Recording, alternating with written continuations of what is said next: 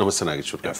2019 నుంచి 24 మధ్య కాలంలో జగన్ ముఖ్యమంత్రిగా ఉన్న కాలంలో వైసీపీ హయాంలో ఆంధ్రప్రదేశ్ ఆర్థిక పరిస్థితి అస్తవ్యస్తం అయిపోయింది. జగన్మోహన్ రెడ్డి ఆంధ్రప్రదేశ్ ఆర్థిక పరిస్థితిని చిన్నాభిన్నం చేసేశాడు అని చెప్పి ఎన్నికలకు ముందు ఎన్నికల తర్వాత కూడా కూటమి నేతలు చాలా ఆరోపణలు చేస్తూ ఉన్నారు కదా సార్. అంటే ఎన్నికలకు ముందు చెప్పారు సరి చేస్తాం మేము అధికారంలోకి వస్తే అని, ఇప్పుడు కూడా సరి చేస్తూ ఉన్నాము అని చెప్పే ప్రయత్నం చేస్తూ ఉన్నారు. కానీ ఆంధ్రజ్యోతిలో వచ్చిన ఒక కథనం సార్, ఒకసారి స్క్రీన్ మీద చూపించండి. పోటెత్తుతోన్న లోటు, ప్రమాదంలో రాష్ట్ర ఆర్థిక పరిస్థితి అని చెప్పి కట్టలు తెంచుకుంటున్న రెవెన్యూ లోటు 2025-26లో 33,185 కోట్లు ఉంటుందని అంచనా. 6 నెలలకే 46,652 కోట్లకు చేరిన వైనం. అంచనాలకు తగినట్లు పెరగని రాబడులు, అంతకంతకు పెరుగుతోన్న రెవెన్యూ వ్యయం. తొలి 6 నెలల్లో 63,052 కోట్ల అప్పు చేశారు. అనవసర వ్యయాలన్నీ తగ్గించుకోవాల్సిందే అంటూ కథనం వచ్చింది సార్. దీంతో పాటు జగన్ హయాంలో ఏం జరిగిందనేది కూడా వీళ్ళు చెప్పే ప్రయత్నం చేశారు. వైసీపీ హయాంలోనూ రెవెన్యూ లోటు హద్దులు దాటి డేంజర్ జోన్లో ఉండేది. ఉదాహరణకు 2022-23 ఆర్థిక సంవత్సరంలో బడ్జెట్ అంచనాల్లో రెవెన్యూ లోటు 17,036 కోట్లు ఉంటుందని లెక్కించారు. కానీ 10 నెలల్లో లోటు 47,958 కోట్లకు చేరుకుంది. అంచనాలతో పోలిస్తే ఇది 281% చేరినట్టు అని చెప్పి, అప్పుడు ఏం జరిగిందో చెప్పి, అప్పుడు ఎక్కువ జరిగింది ఇప్పుడు తక్కువ జరిగింది అని చెప్పే ప్రయత్నం చేశారు సార్. ఆంధ్రప్రదేశ్లో ఏం జరుగుతోంది సార్ అసలు? అంటే ఇందులో మనకు ఈవెన్ ఇదే కథనంలో కాగ్ రిపోర్ట్స్ కూడా కోట్ చేశారు. అంటే మొదటి 2 months అంటే ఈ ఫైనాన్షియల్ ఇయర్ 2 months డేటా కూడా control and auditor general CAG ఇచ్చేటువంటి మంత్లీ ఆడిట్ రిపోర్ట్ల ఆధారంగా చెప్పారు. ఆ ఆధారంగా చెప్పింది ఏంటి అంటే నియర్లీ మీకు 17,000 crores రెవెన్యూ లోటు అని, ఈవెన్ వితిన్ ఫర్ 2 months మాత్రమే. దీనికి కారణం రెవెన్యూ లోటు అంటే అర్థమయ్యటానికి ఏంటంటే రెవెన్యూ ఆదాయానికి రెవెన్యూ ఖర్చులకు మధ్య తేడా. అంటే రోజువారీ వచ్చే ఆదాయము రోజువారీ చేసే ఖర్చులకు మధ్య తేడాను రెవెన్యూ లోటు అంటారు. అంటే మొదటి 2 monthsలోనే మనకి ఇది కనబడింది ఈ తేడా అనేది. ఇప్పుడు మీకు క్లియర్గా ఫిగర్స్ కూడా మీకు ఇదే కథనంలో వచ్చారు. 21,787 crores రాబడి ఉంటే 39,393 crores రెవెన్యూ ఖర్చులు వచ్చాయని. అంటే మొదటి 2 నెలల్లోనే 17,000 కోట్లకు పైగా లోటు, రెవెన్యూ లోటు. ఇది కాస్త 6 నెలలకు వచ్చే వరకు ఇది భారీగా పెరిగింది. 6 monthsలో మీకు ఆదాయము అంటే ఇక్కడ ఈ కథనం ఆంధ్రజ్యోతి కథనం, మళ్ళీ మనం నోట్ చేయాల్సింది, ఇది సాక్షి కథనం కాదు, ఆంధ్రజ్యోతి కథనం. ఇది YSR Congress party press conference కాదు, ఆంధ్రజ్యోతి విశ్లేషణ. ఆంధ్రజ్యోతి విశ్లేషణలో చెప్పింది ఏంటి? ఒకటి, ఆదాయాన్ని చాలా ఎక్కువ చేసి బడ్జెట్లో చూపుతున్నారు అని. అంటే ఒక బాధ్యతారాహిత్యం, ఫిజికల్ ఇర్రెస్పాన్సిబిలిటీకి పాల్పడుతున్నారని కూడా ఈ రిపోర్ట్ చెప్తోంది. అంటే కూటమి ప్రభుత్వం తన బడ్జెట్లో ఆదాయాన్ని ఎక్కువ చేసి చూపెడుతోంది అని. ఇప్పుడు మొదటి 6 నెలలకు గాను వస్తున్నది అనుకున్న ఆదాయంలో 34% వచ్చింది. అంటే 100 రూపాయల ఆదాయం వస్తుంది అనుకుంటే 34 రూపాయలే వచ్చింది. మరి ఎందుకు వచ్చింది ఇంత తక్కువ ఆదాయము? అంటే ఆదాయాన్ని ఎక్కువ చూసి ఎందుకు చూపుతున్నారు? బడ్జెట్ శాంక్టిటీ ఎందుకు దెబ్బతింటోంది? ఇప్పుడు 10% తెలంగాణలో కేసీఆర్ ప్రభుత్వంలో 20% డిఫరెన్స్ ఉంటే చాలా ఇది ఫిజికల్ రెస్పాన్సిబిలిటీ అని అందరూ ప్రశ్నించారు. ఇప్పుడు ఏకంగా 100 రూపాయల ఆదాయం వస్తుందని అంచనా వేస్తే 34 రూపీస్ వచ్చాయి. మరి ఎక్కడ ఏ లోపం జరుగుతుంది? ఇప్పుడు చంద్రబాబు నాయుడు ఆర్థిక అవగాహన ఉన్న నాయకుడు కదా, మరి ఎందుకింత ఇర్రెస్పాన్సిబుల్ బడ్జెట్ మ్యాథమెటిక్స్ చేస్తున్నారు అన్నది క్వశ్చన్. సో ఖర్చులు మాత్రం విపరీతంగా పెరుగుతున్నాయి. రెవెన్యూ లోటు 140% 6 నెలల్లోనే. అంటే 140% రెవెన్యూ డెఫిసిట్ ఉంటే ఎలా పూడుస్తారు? భారీగా అప్పులు చేస్తున్నారు. ఇప్పుడు ఇదే కథనం ప్రకారం ఆ అప్పు ఈ 6 నెలల్లోనే 63,000 కోట్లు అప్పు చేశారు. వితిన్ 6 months 63,000 కోట్లు అప్పు చేశారు.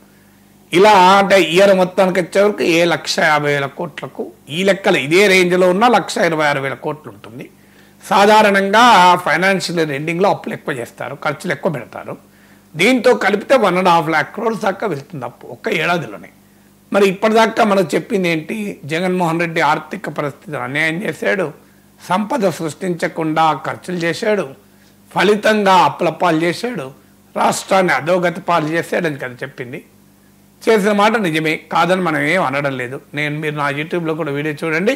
కాగ్ రిపోర్ట్ల ఆధారంగానే జగన్మోహన్ రెడ్డి కాలంలో ఏ రకంగా ఫిజికల్ రెస్పాన్సిబిలిటీకి పాల్పడ్డాడని డీటెయిల్గా విశ్లేషణ కూడా ఉంటుంది, వివరంగా డేటాతో సహా ఉంటుంది. అంటే మీకు బడ్జెట్ ఎకనామిక్స్ను ప్రస్తావిస్తూ. అందువల్ల జగన్మోహన్ రెడ్డి పాలనలో అస్తవ్యస్తం చేయలేదని నేనేం అనడం లేదు, ఖచ్చితంగా అస్తవ్యస్తం చేశారు. మరి మీరు ఏం చెప్పారు? జగన్మోహన్ రెడ్డికి చంద్రబాబు నాయుడుకు తేడా ఏంటన్నారు? చంద్రబాబు నాయుడేమో సంపద సృష్టించి ఖర్చు పెడతాడు, జగన్మోహన్ రెడ్డేమో అప్పులు చేసి ఖర్చు పెడతాడు. ఇది కదా చెప్పింది. మీకు ఎన్నికల ప్రసంగాల్లో అనేకసార్లు చెప్పారు కదా. మరి చంద్రబాబు నాయుడు కూడా అప్పు చేసి ఖర్చు పెడుతున్నాడు. సో మరి అప్పు చేసి చంద్రబాబు నాయుడు ఎందుకు ఖర్చు పెడుతున్నాడు? సంపద సృష్టిస్తే ఎక్స్పెక్టెడ్ రెవెన్యూలో 34% ఎందుకు ఉంటుంది వసూళ్ళు? అంటే మొదటి 6 నెలల్లో ఎక్స్పెక్టెడ్ రెవెన్యూలో 34% వచ్చింది. అంటే ఇంత తక్కువ రెవెన్యూ అక్రూవల్స్ ఉన్నాయంటే అర్థం ఏంటి? మరి సంపద సృష్టి ఎక్కడ పోయింది? సంపద సృష్టి ఈవెన్ జిఎస్టీ వసూళ్ళు కూడా తీసుకుంటే ఇదే ఆంధ్రజ్యోతి కథనంలో ఇచ్చారు. జిఎస్టీ వసూళ్ళు కూడా కేవలం 43%. అంటే మొదటి 6 monthsలో ఎక్స్పెక్టెడ్ జిఎస్టీ కలెక్షన్స్ రావాల్సిన దాంట్లో 43%, ఇయర్లో రావాల్సిన దాంట్లో 43% వచ్చాయని. మరి ఎక్కడ పోయింది ఇది? మీకు ద్రవ్యలోటు ఫిజికల్ డెఫిసిట్ చూడండి, మీకు 80,000 కోట్ల ద్రవ్యలోటు ఉంటుందని అంచనా వేస్తే 62,000 కోట్లు మొదటి 6 నెలల్లోనే వచ్చింది. 62,000 crores ఆల్రెడీ ఫస్ట్ 6 months ఉన్నాయి. అంటే 78% ఆఫ్ ఫిజికల్ డెఫిసిట్ ఫస్ట్ 6 monthsలోనే వచ్చేసింది.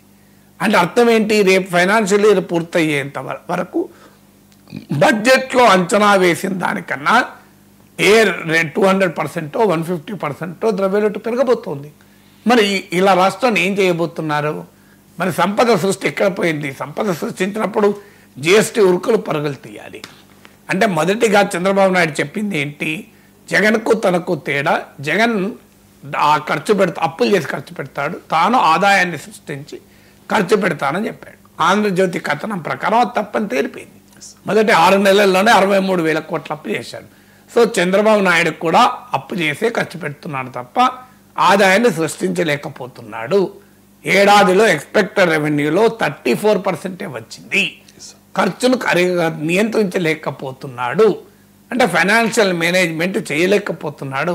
రాష్ట్ర ఆర్థిక పరిస్థితిని గాడిన పెట్టింది కూటమి ప్రభుత్వం అని చెప్పింది నిజం కాదని ఆంధ్రజ్యోతి కథనం చెప్తుంది, నాది కాదు మళ్ళీ విశ్లేషణ.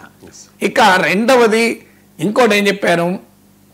డబుల్ ఇంజన్ సర్కార్ వల్ల కేంద్రం నుంచి భారీగా నిధుల వరద వస్తుంది. ఆ కేంద్రం నుంచి వచ్చేటువంటి నిధుల వరద వల్ల రాష్ట్రం అభివృద్ధి చెందుతుందని చెప్పారా లేదా? ఈవెన్ బడ్జెట్ ప్రసంగంలోనూ ప్రభుత్వ టీడీపీ జనసేనలు ఓన్ చేసుకున్నటువంటి వాగ్దాన హామీల పత్రం, అది బీజేపీ ఓన్ చేసుకోలేదు, మనందరం తెలుసు. సిద్ధార్థ్ సింగ్ అని ముట్టుకోవడానికి సిద్ధపడలే ఎన్నికలకు ముందే. దాంట్లో ఏం చెప్పారు? కేంద్ర ప్రభుత్వం నుంచి నిధులు తెచ్చి పథకాలు అమలు చేస్తామని చెప్పారు. మరి కేంద్ర ప్రభుత్వం నుంచి నిధులు తెస్తే ఆదాయం పెరగాలి కదా. ఆదాయం 100 రూపాయలు ఎక్స్పెక్ట్ చేస్తే 34 రూపీస్ ఎందుకు వస్తుంది? మరి రెవెన్యూ లోటు ఇంత పెరగకూడదు కదా కేంద్రం నుంచి. అంటే కేంద్రం నుంచి నిధులు తేవడం లేదు, కేంద్రంలో ఉన్న పలుకుబడి వల్ల నిధులు కాదు వరద, అప్పులు వరద అవుతున్నాయి. సమస్య ఏంటంటే కేంద్రంలో ఉన్న పలుకుబడి వల్ల అప్పులు ఇబ్బడిబడిగా తేగలుగుతున్నారు. మీరు రిజర్వ్ బ్యాంక్ ఆఫ్ ఇండియా వెబ్సైట్కి వెళ్ళి చూడండి. అసలు ఏ రాష్ట్ర ప్రభుత్వము చేయలేనని అప్పులు ఆంధ్రప్రదేశ్ ప్రభుత్వం చేయగలుగుతుంది.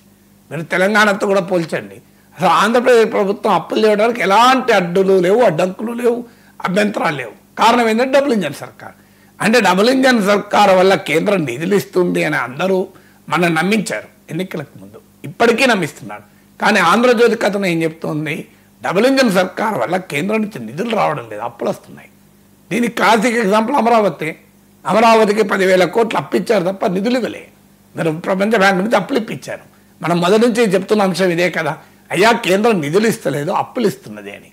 అప్పులు ఇస్తున్నందుకు కేంద్ర ప్రభుత్వాన్ని తెగ పొగిడేస్తున్నాడు చంద్రబాబు నాయుడు ప్రభుత్వం, కూటమి నేతలు. ఇది రెండవ ఉదాహరణ. మూడవది, మీకు గుర్తుపెట్టుకోండి, ఎప్పుడైనా ఆంధ్రజ్యోతిలో మొదలు మబ్బులు, ఉరుములు, మెరుపులు వస్తాయి, తర్వాత వర్షము చంద్రబాబు నాయుడు ప్రభుత్వం కురిపిస్తుంది.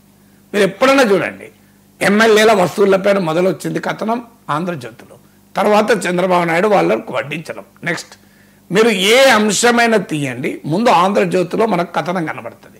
ఆంధ్రజ్యోతిలో కథనం కనిపించింది అంటే జరగబోయేది ఏంటో అర్థం చేసుకోవాలి మనం. ఇందులో మీరు జాగ్రత్తగా చూడండి, ఒక సబెడింగ్ ఉంది ఈ కథనంలో. ఆంధ్ర ఎడిషన్స్లో పేజ్ 1లో వచ్చింది ఆంధ్రజ్యోతిలో. ఏం చెయ్యాలి అని ఉంది. ఏమనుంది అందులో? క్లియర్గా 3 పాయింట్లు చెప్పారు. ఒకటి, రాష్ట్ర ప్రభుత్వం సొంత వనరులను పెంచుకోవాలి. ఇది ఎలాగూ జరగడం లేదు, సంపద సృష్టి జరగడం లేదు. రెండవది ఏం చెప్పారు? అనర్హులని తొలగించాలి. అంటే పథకాలలో, సంక్షేమ పథకాల లబ్ధిదారుల కోత మొదలు కావాలి. అనర్హులు అంటే పథకాలకు అర్హత లేకపోయినా పొందుతున్న వాళ్ళను తొలగించాలి అన్నారు. అంటే రాబోయే కాలంలో జరగబోయే పరిణామం. ఆంధ్రజ్యోతిలో కథనం వస్తుంది, తర్వాత రాష్ట్ర ప్రభుత్వం యాక్ట్ చేస్తుంది. చూడండి, ఎందుకే అనర్హులను తొలగించాలి. మూడోది ఏం చెప్పారు? అవసరము లేని పథకాలను తొలగించాలి అన్నారు. అంటే కొన్ని పథకాల్లో కూడా కోతలు, అది అవసరము లేని పథకాలు అని ముందే చెప్పారు క్లియర్గా. అంటే చాలా స్పష్టంగా చంద్రబాబు ప్రభుత్వం భవిష్యత్తులో చేయబోయే పనికి ఒక ఇండికేటర్గా ఆంధ్రజ్యోతి కథనం కనబడుతుంది. అంటే లబ్ధిదారులలో కోత విధించడం లేదా పథకాలను తొలగించడం చేయబోతున్నారా? ఇది లేదు, మేము చేయడం లేదు, ఆంధ్రజ్యోతి కథనం తప్పు, ఆంధ్రజ్యోతి జగన్మోహన్ రెడ్డికి అమ్ముడు పోయింది, ఏబిఎన్ రాధాకృష్ణ జగన్మోహన్ రెడ్డి పేటీఎం అని చెప్పమనండి. చెప్పగలరా? ఇప్పుడు మళ్ళంటే వాళ్ళు ఎవరు మాట్లాడితే మనం వెంటనే జగన్ పేటీఎం అంటారు. మరి ఇప్పుడు ఇది ఆంధ్రజ్యోతి కథనం కదా, మన ఆంధ్రజ్యోతి కథనం తప్పని చెప్పమని ధైర్యంగా తెలుగుదేశం పార్టీని కౌంటర్ ఇవ్వమనండి టీడీపీని. ఇదంతా తప్పులతో రక ఇది వైఎస్ఆర్ కాంగ్రెస్ పార్టీ తాడేపల్లి ప్యాలెస్లో వడ్డించినటువంటి కథనం ఇది అని చెప్పమనండి. చెప్పగలరా? ధైర్యం ఉందా? ఆంధ్రజ్యోతి క్రెడిబిలిటీని టీడీపీ క్వశ్చన్ చేయగలుగుతుందా? చేయదు కదా. మరి ఎందుకు ఇది? ఇప్పుడు ఏం స్పష్టంగా ఏం చెప్తున్నారు? సంపద సృష్టించడం లేదు అని చెప్తూనే ఏం చేయాలో కూడా మార్గం కూడా చెప్పేశారు. ఏం చేయాలంటే పథకాల్లో కోత, లబ్ధిదారులో కోత.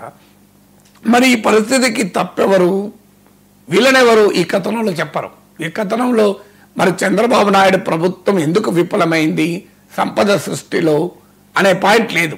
ఏముంది? అసలు రెవెన్యూ ఖర్చుల్లో ఎక్కువ భాగము జీతాలు, పింఛన్లోని అని. మరి ఎవరిని అటాక్ చేయబోతున్నారు? మళ్ళీ ఇంకా ప్రజలకు చంద్రబాబు నాయుడు మేలు చేయాలనుకుంటే ఈ ప్రభుత్వ ఉద్యోగుల జీతభత్యాలు, ప్రభుత్వ పెన్షన్ల భారం వల్ల చేయలేకపోతున్నారు. మళ్ళీ ఎవరి మీద పెడుతున్నారు? ఉద్యోగులకు ప్రజలకు మధ్య అగాధాన్ని సృష్టించడం అనేది ఇంకో ఎత్తుగడగా కనబడుతుంది. సమస్య ఏంటి? మరి మీరు చెప్పింది ఏంటి? మీరు ప్రభుత్వ ఉద్యోగుల జీతాలు తగ్గించి, పింఛన్లు తగ్గించి చేస్తామని చెప్పలేదు కదా, సంపద సృష్టిస్తామన్నారు కదా. మరి సంపద ఎందుకు సృష్టించలేదు? ఎందుకు రాబడులు? క్లియర్గా కథనాలు చెప్తున్నారు. ఆశించిన స్థాయిలో రెవెన్యూ రాబడులు పెరగడం లేదు, కానీ ఖర్చులు మాత్రం కట్టలు తెంచుకొని పోతుంది. మళ్ళీ దేనికి? జనరల్ ఏదంటే మళ్ళీ జగన్మోహన్ రెడ్డితో పోల్చడం. అయ్యో, జగన్మోహన్ రెడ్డి స్టాండర్డ్ బేస్ చేసుకుని చంద్రబాబు నాయుడు విశ్లేషించకూడదనే కదా ఆయన 11 సీట్లు ఇచ్చి కూటమికి 164 సీట్లు ఇచ్చారు. ఇంకోటి కూడా మీరు గమనించండి, జగన్మోహన్ రెడ్డి ప్రభుత్వం 2022-23లో రెవెన్యూ లోటు 281% ఉండే, చంద్రబాబు నాయుడు ప్రభుత్వంలో మొదటి 6 నెలల్లో 140% వచ్చింది. శభాష్ అని చెప్తున్నారు. కానీ మీకు అర్థం కావాల్సింది ఎంత? ఒకటి, జగన్మోహన్ రెడ్డి ప్రభుత్వంతో పోల్చడమే తప్పు. ఎందుకంటే జగన్మోహన్ రెడ్డి ప్రభుత్వం అప్పులు చేసి పంచిపెట్టే ప్రభుత్వం తప్ప సంపద సృష్టించడం తెలియని ప్రభుత్వం, సంపద సృష్టించడం అర్థం కాని ప్రభుత్వం.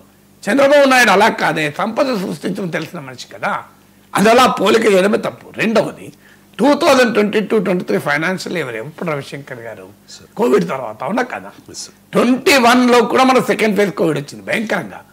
మీకు 2020 మార్చిలో కోవిడ్ స్టార్ట్ అయితే 2021 కూడా మనందరికీ కోవిడ్ వచ్చిన సమయమే అది. అంటే కోవిడ్ తర్వాత వెంటనే ఎకానమీ పూర్తి స్థాయిలో రికవరీ ఎప్పుడు కాదు. అంటే early phase of Covid recovery. దాంతో నువ్వు ఎట్లా పోలుస్తావు? పోలిక కూడా తప్పే కదా. నువ్వు నార్మల్ ఫైనాన్షియల్ ఇయర్తో పోల్చాలి తప్ప ఒక కోవిడ్ అనంతర ఫైనాన్షియల్ ఇయర్తో పోల్చి శభాష్ అని చెప్తే ఏమైనా అర్థం ఉందా?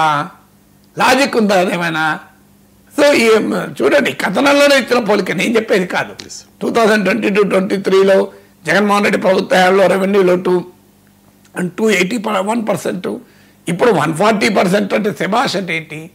ఇప్పుడు కూడా రెవెన్యూలో 200% చేరుతుంది. మొదటి 6 నెలల్లోనే 140% ఉంది అంటే మళ్ళీ బడ్జెట్ పూర్తిగా తప్పుల దొరక అని చెప్పేస్తున్నారు ఓపెన్గానే. బడ్జెట్లో చెప్పే లెక్కలకు యాక్చువల్ ఫిగర్స్కు పోలికే లేదు అని చెప్పేస్తున్నారు. అంటే ఎటుపోతోంది? ప్రమాదకరంగా ఆంధ్రప్రదేశ్ ఆర్థిక పరిస్థితి. ఇది ఆంధ్రజ్యోతి హెడ్లైన్. ప్రమాదకరంగా ఆంధ్రప్రదేశ్ ఆర్థిక పరిస్థితి. మరి ఆ నరేంద్ర మోడీ అద్భుతంగా సహకరిస్తున్నప్పుడు, చంద్రబాబు నాయుడు సంపద సృష్టించగలిగే ముఖ్యమంత్రి ఉన్నప్పుడు, మీకు పవన్ కళ్యాణ్ లాంటి సమర్థనైన ఉప ముఖ్యమంత్రి ఉన్నప్పుడు మరి ఎందుకు జరుగుతోంది ఇది? ఇంకా జగన్ గురించి వాళ్ళు మాట్లాడుకుంటూ